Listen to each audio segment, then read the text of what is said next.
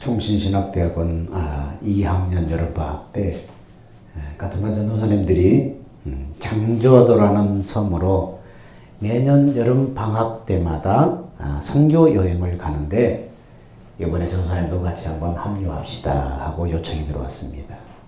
그곳에는 나이든 여전도사님이 계시는데 여러 섬들을 이렇게 순회하면서 예배를 드리고 그렇게 수십 년간 해왔습니다. 근데 우리가 가서 여름 성경학교를 해드린 동안에 그분은 1년 360을 계속해서 그 사역을 하는데 우리가 여름 성경학교를 해드리는 동안만이라도 그분이 휴가를 얻어서 다녀오시도록 하는 것이었습니다. 그래서 각자의 역할을 맡아서 이제 성경학교 준비를 잘 해서 서울에서 군산까지 고속버스를 타고 또 어떤 작은 포구에 들어가서 그 포구에서 똑딱선을 타고 이제 갑니다. 검푸른 바닷물을 쪼개듯이 하얀 거품을 내달리며 달리는 그 배에서 바람을 맞으면서 막 갈매기가 여기서 끼룩끼룩 하면서 그 바다의 경관이라는 것은 정말로 말할 수 없이 아름답고 상쾌하고 즐거웠습니다. 한 30분 정도를 쫙 달리자 파도가 점점 높아집니다. 그러자 속이 뒤집혀집니다. 배멀미가 시작하기입니다. 차 멀미라면 제발 좀 여기서 좀 내워주세요 하고 뛰어내리기라도 하겠지만은 이 차멀미와는 비교할 수 없는 그 배멀미에 정말 괴로웠습니다.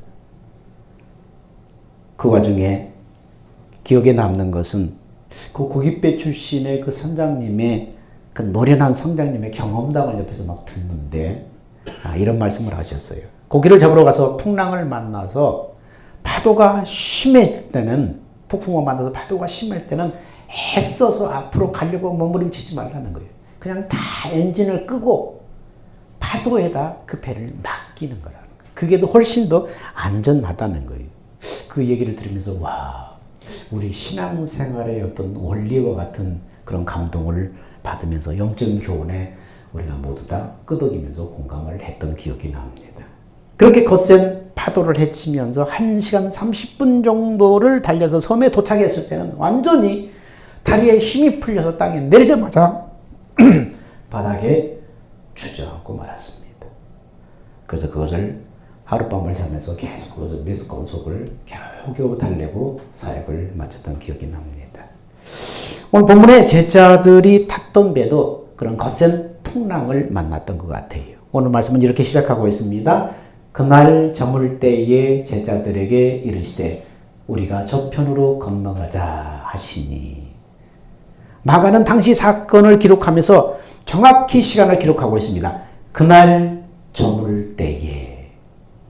여러분, 우리 시간으로 저물 때는 뭐예요? 하루의 시간이 끝나는 시간이에요.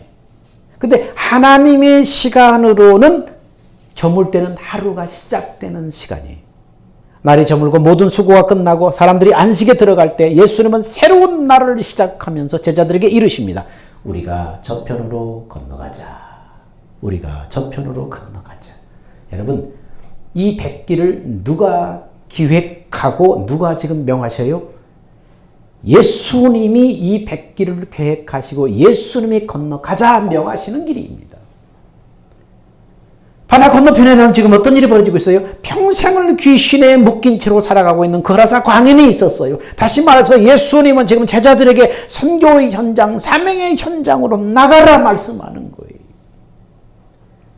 어둠에 묶여있는 영혼을 위해서 우리 함께 선교 현장, 사명의 현장으로 가자 요청하는 것입니다. 이 명령은 오늘날 우리에게도 동일하게 적용되고 있습니다. 하나님의 시간, 날이 저물 때 새로 시작되는 하나님의 시간에 어둠에 묶여있는 영혼, 사단에게 묶여있는 영혼을 향해서 예수님을 우리에게 요청합니다. 우리가 함께 가자. 어둠에 묶여있는 영혼을 구원하기 위해서 우리가 함께 가자. 오늘 주님이 우리에게 요청하고 있는 것입니다. 근데 제자들이 선교 현장으로 가는 길에 뭘 만났어요? 폭풍을 만났어요. 미친 듯이 몰아닥치는 광풍, 폭풍을 만났어요. 여러분, 이 길은 지금 누가 기획하고 누가 명하신 길이에요? 예수님이 기획하고 예수님이 명하신 길이잖아요. 근데 왜 광풍을 만났습니까? 예수님이 기획하고 예수님이 명하신 길인데. 여러분, 이것은 우리에게 뭘 말해주냐면, 우리가 영혼을 위해서 선교의 현장으로 달려갈 때 반드시 광풍이 온다는 것입니다. 이것은 하나님의 일을 한다고 해서 고난과 역경이 비껴가지 않는다는 것을 말합니다. 반드시 여러분, 영적 싸움의 경량을 만나게 된다는 거예요. 여러분, 생각해 보세요. 자신의 영역을 침공하는데 사단이 구경하겠어요? 절대 구경하지 않아요. 보호막을 치고 불화살을 날리고 검을 휘두를 거예요. 전도를 위해서 우리가, 또는 관계 회복을 위해서 우리가 복음을 전하려고 하면 싸늘한 방어막을 사단이 칩니다. 냉랭한 방어막을 칩니다. 말도 못 붙이게 방어막을 쳐버립니다. 그리고는 좀 더 들어가면 자존심을 건들고 우리의 감정을 건들고 상처되는 말로 우리를 공격합니다. 이때 우리는 낙심하지 말아야 돼. 포기하지 말아야 돼. 지금 뭐 하고 있다는 거예요? 사탄이 우리를 지금 공격하고 있는 거예요. 자기의 영역을 뺏기지 않으려고 지금 사탄이 공격하고 있다는 사실을 우리는 기억해야 됩니다. 아, 이거 영적인 싸움이구나. 사탄이 방어막을 치는구나. 말도 붙이지 못하도록 싸늘하게, 또는 긴장감으로, 장막감으로 방어막을 치는구나. 나 자존심을 상하는 말을 상대방이 막 쏟아부을 때 빈정상해서 가버리면 지는 거예요. 사탄이 불화살을 날리는구나. 우리의 가장 막 분노를 폭발시키고 염증을 일으키는 그런 말들을 쏟아내며 할 때 사탄의 칼을 휘두르는구나. 아, 이건 영적 싸움이구나. 자신의 영역을 뺏기지 않으려고 사단이 지금 공격하는구나. 우리는 이것을 알아야 합니다. 그러나 어둠에 묶여있는 영혼을 위해서라면 함께 가자는 주님의 요청에 응해야 됩니다. 환난과 고난을 감수하면서도 예수님의 명령하신 길을 가야 하는 것입니다. 그런데 예수님의 행동이 이상합니다. 36절에서 38절에 보니까, 자, 저희가 무리를 떠나 예수를 배에 계신 그대로 모시고 가며 다른 배들도 함께 하더니 큰 광풍이 일어나며 물결이 부딪혀 배에 들어와 배에 가득하게 되었더라. 예수께서 고물에서 베개를 베시고 주무시더니 제자들이 깨우며 가라되 선생님이 우리의 죽게 된 것을 돌아보지 아니하시나이까 하니. 여러분, 예수님이 지금 뭐 하는 거예요? 겉생 풍랑 속에서 주무시고 계신다는 거예요. 제자들은 아우성 치는데 여러분, 무관심이었을까요?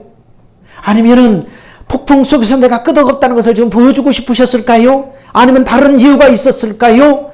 파도 속에서 고물에 주무시고 계신 예수님의 모습을 통해서 우리에게 주시는 영적인 교훈이 뭘까요? 우리가 지금 뭘 깨닫기를 원하시는 걸까요?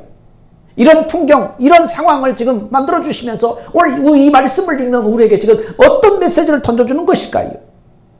그 해답은 말씀 속에 있어요. 우선 제자들이 탄 그 배는 예수님이 머리가 되시는 교회를 상징합니다. 그리고 지금 예수님의 곳인 것이 어디예요? 지금 예수님이 지금 주무시고 계신 것이 어디입니까? 배 고물이라고 말합니다. 고물은 뭡니까? 배 끝부분이에요. 한쪽 구석 끝부분이에요. 또 원문에는 예수님을 모시고 가다, 이 모시고 가다라는 동사는 예수님을 데리고 다녔다, 이렇게 해석할 수 있습니다. 좀 더 이걸 직설적으로 표현을 하면 예수님을 필요로 할 때마다 데리고 다녔다라는 의미로 쓰여 있습니다. 그리고 주무시다, 고물에서 주무시다라는 동사는 단순히 현재 잠들어 있는 상태가 아니라 과거부터 지금까지 계속 잠들어 있는 상태가 지속되었음을 지금 의미하는 것입니다. 이런 배의 풍경, 이것을 통해서 우리에게 뭘 가르쳐 주는가?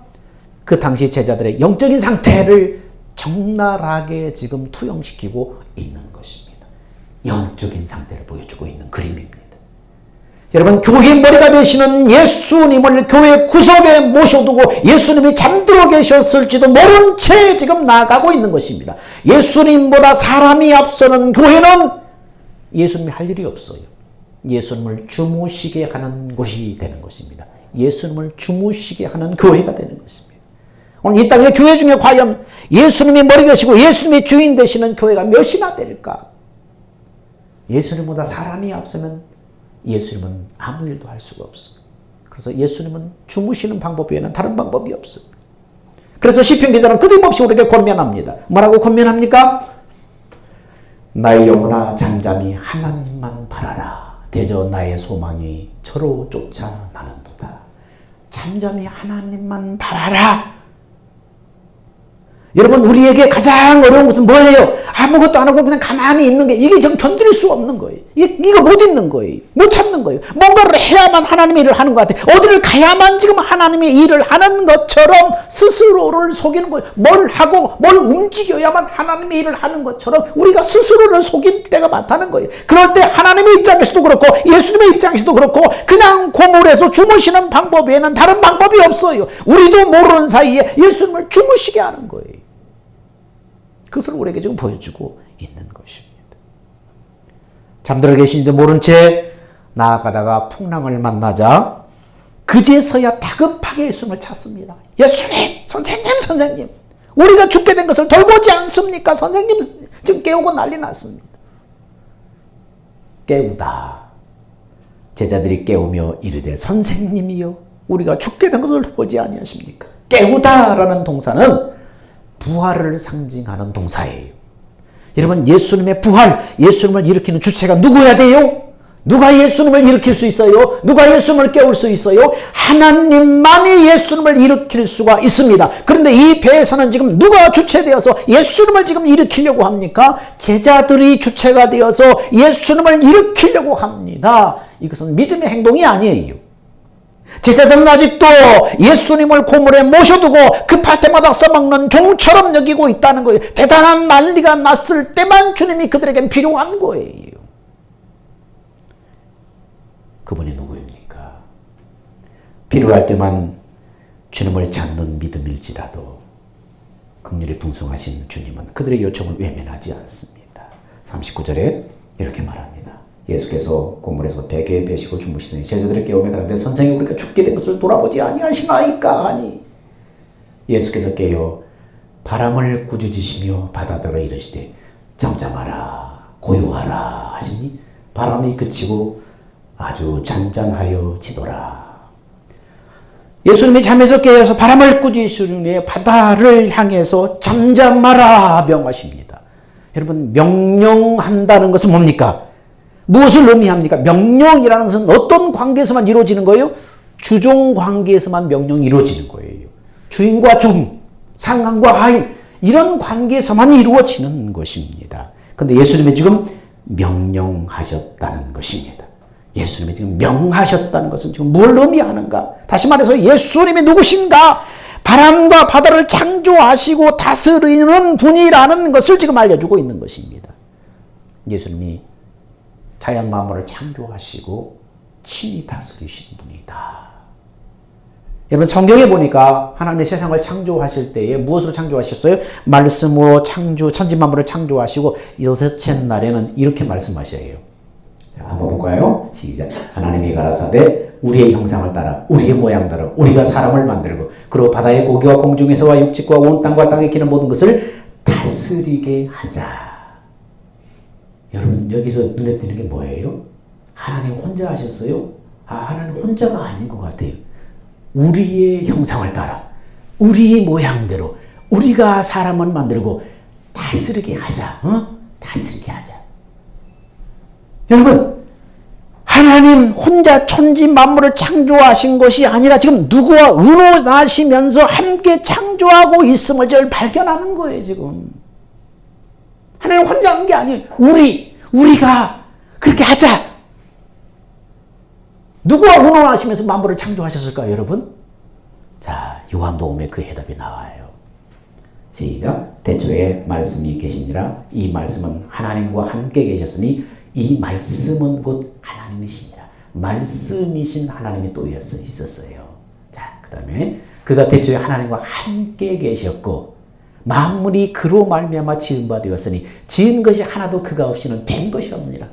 만물이 그를 통해서 다 지었고 그분이 없이는 만물이 된 것이 하나도 없다.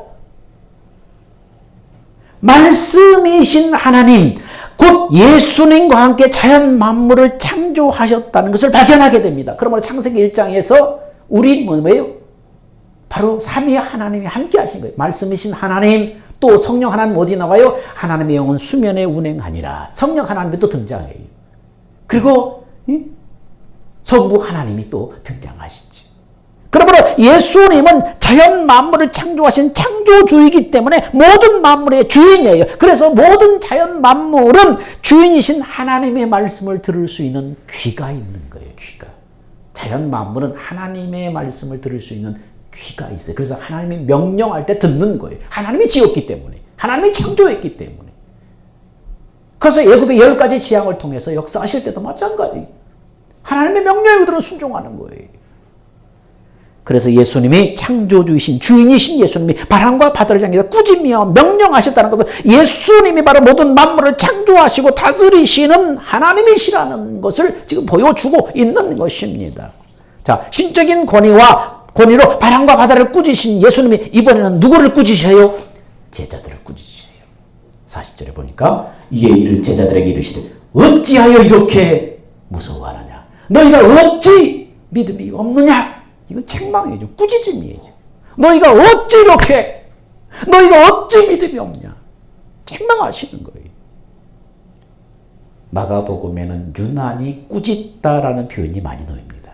그렇다면 이 꾸지람을 통해서 예수님이 제자들에게 전달하려고 했던 메시지는 뭡니까?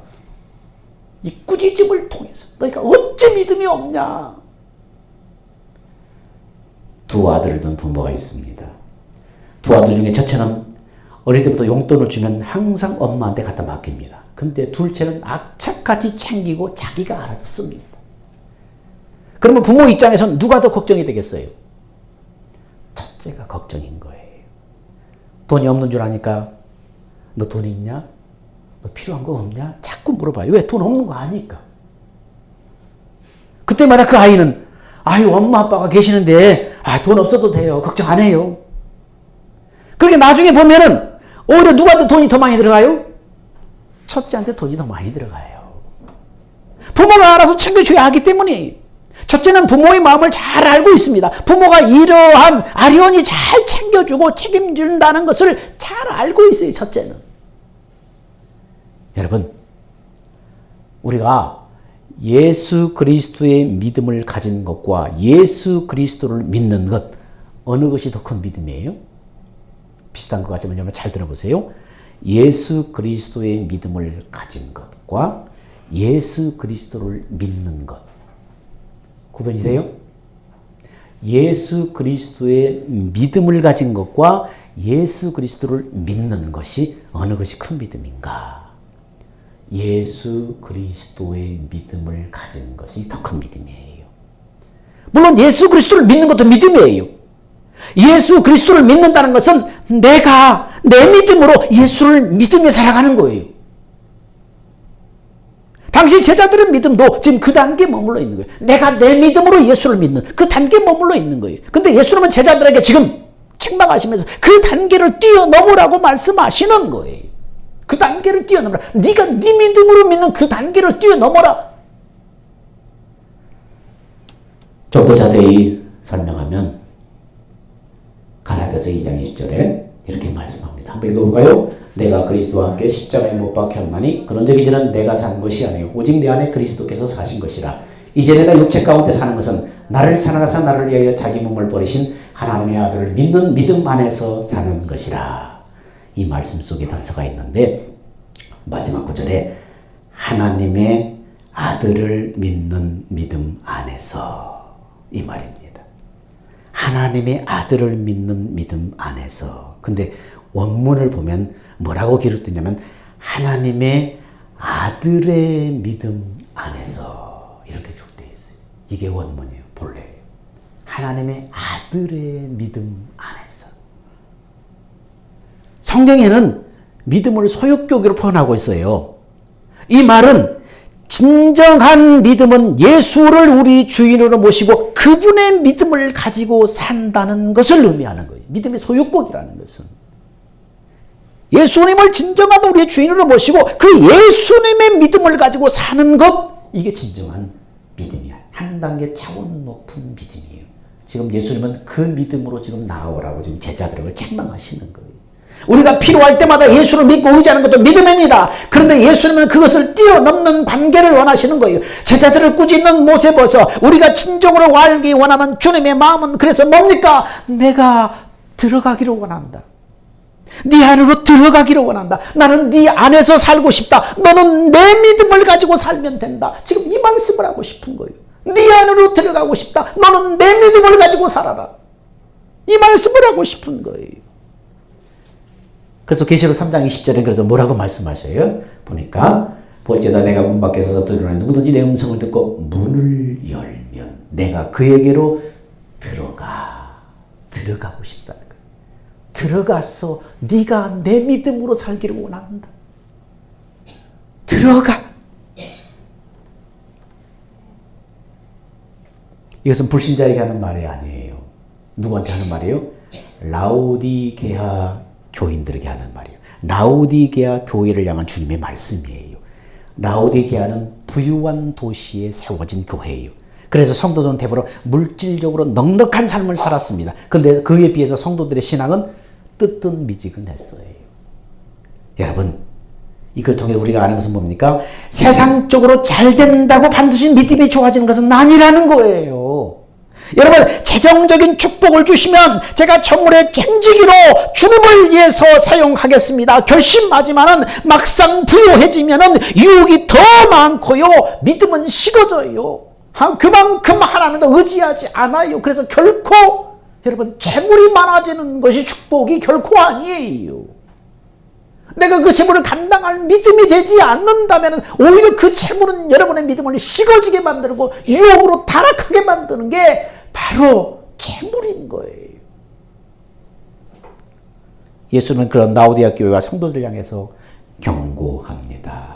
이렇게 경고하지요.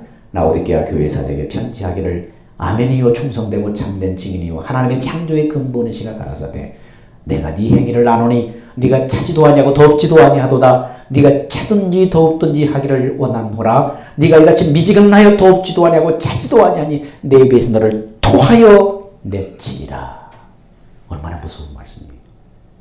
재물의 축복을 받아서 넉넉한 삶을 사니까 신앙이 적극적이지도 않아요. 간절히 주님을 찾지도 않아요. 미지근해요. 오히려 유혹이 더 많아요. 타락할 수 있는 기회가 더 많아요. 이 교회를 향해서 주님이 무섭게 책망합니다. 네가 차지도 않고 더럽지도 아니하니 내 입에서 너를 토하여 내치리라. 구역질 난다는 거예요. 여러분, 실제로 라오디게아 지역은 물이 귀해서 긴 수로를 통해서 물을 공급했었어요. 긴 수로를 통과해서 오다 보니까 물이 뜨겁지도 않고 차가운 물도 아니고 미지근해지기 마련인 거예요. 그 미지근 물에는, 그 라오디게아 지역의 미지근 물에는 석회가 많아서 먹으면 구토가 나다는 거예요. 그래서 이런 라오디게아 지역의 특성을 빗대어서 그들의 믿음을 지금 예수님이 책망하고 있는 것입니다. 그러면서 계속해서 말씀합니다. 자, 라오디게아의 상황, 재물의 축복을 받은 교회, 네가 말하기를 나는 부자다. 부유하여 부족한 것이 없다. 부족한 것이 없으니까 여러분 주님 앞에 간절하지도 않잖아요. 주님 앞에 기도할 것 대신 빨리 돈 가지고 해결해 버리면 되니까. 네 곤고한 것, 가련한 것, 가난한 것, 눈먼 것, 벌거벗은 것을 알지 못합니다. 영적인 자기 모습을 전혀 보지 못해요. 내가 너를 권하노니 내게서 불로 연단한 금을 사서 부유하게 하라. 흰 옷을 사서 벌거벗은 수치를 보이지 않게 하고 안약을 사서 눈에 발라보게 하라. 영적인 이 연약함, 영적인 불구를 빨리 병을 치료하라는 거예요. 흰 옷은 거룩, 불로 연다는 금은 정금 같은 믿음, 영적인 이 소경 보게 하라. 눈 멀고 벌거벗어서 수치스럽다 지금. 물은 내가 사랑하는 자를 책망하여 징계하노니 그러므로 네가 열심을 내라. 회개하라. 어떻게 회개하고 어떻게 다시 열심을 낼 수 있어요? 20절에 말씀하죠. 볼지어다 내가 문 밖에서 두드리노니 내 음성을 듣고 문을 열면 내가 너희로 들어가서 너로 더불어 먹고 너는 나로 더불어 먹으리라. 네 안으로 들어가고 싶다. 그래서 네 믿음이 아니라 예수님의 믿음으로 네가 살기를 원한다. 네 안에 들어가서 예수를 인생의 주인으로 모시고 인생의 구주와 주인으로 진지하게 네 안에 모셔드리고 그분을 믿음으로, 그분의 믿음으로 네가 살기를 원한다는 거예요. 예수를 믿고 영접하지만 왜 삶이 달라지지 않아요? 진정한 그분의 주인을 인정하지 않기 때문에.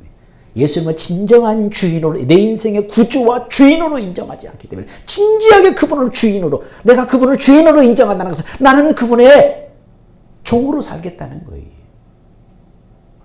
주종관계를 만들겠다는 거예요. 그러면 그분이 책임지시죠. 그런데 그 결단을 못하는 거예요. 입으로는 하지만 안 하는 거예요. 삶이, 행동이 따르지 않는 거예요. 구주로 영접하지 않는 거예요. 예수님은 두렵 떨고 있는 제자들에게 말씀합니다. 언제까지 내가 네 종노릇만 하고 있어야 되겠느냐 지금 얘기하는 거예요. 언제까지 내가 구석에 앉아서 네가 부를 때만 달려가게 하느냐, 네가 부를 때만 기다리고 내가 있겠느냐.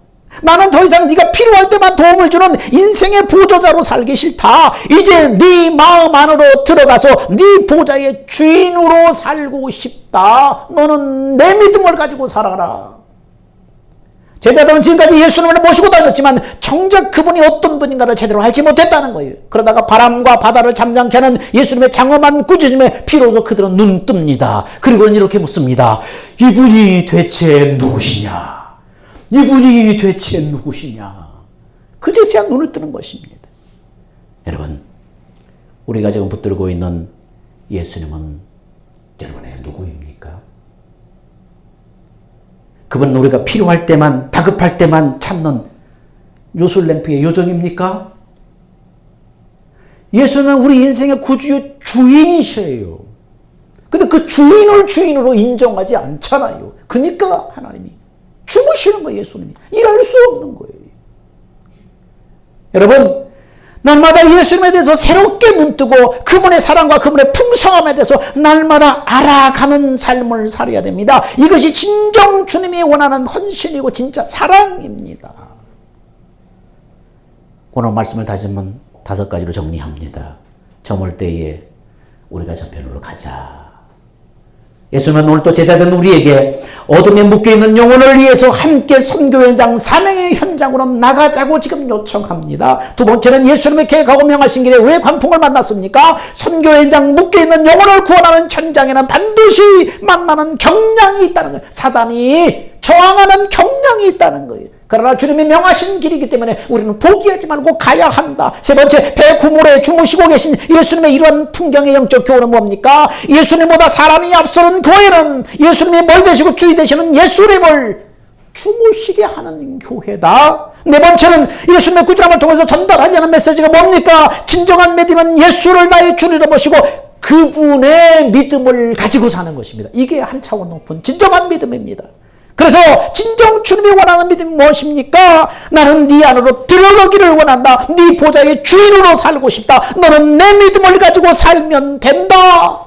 이 말씀을 하고 계시는 것입니다. 진정 예수님을 주인으로 모시고 그분의 믿음으로 살아감으로 주님의 일하심을 누리는 여러분이 다 되기를 주 이름으로 축복합니다. 사랑과 은혜가 풍성하신 아버지 하나님, 은혜와 사랑을 감사합니다. 그가 되기에 우리에게 예수님은 어떤 분입니까? 정말 예수님의 소원은 무엇입니까? 오늘 말씀을 통해서 우리 마음 가운데 주님이 주시는 깨달음을 부여잡고 인생의 주인으로 진지하게 그분을 모시고 그분을 대접하고 그 앞에 순복하게 하옵소서. 그래서 내 믿음으로 믿는 믿음을 뛰어넘어 그분의 믿음으로 살아감으로 하나님의 일하심을 보게 하여 주옵소서. 우리의 생명 대신 예수님의 이름으로 기도하옵나이다. 아멘. 주님 다시 오실 때까지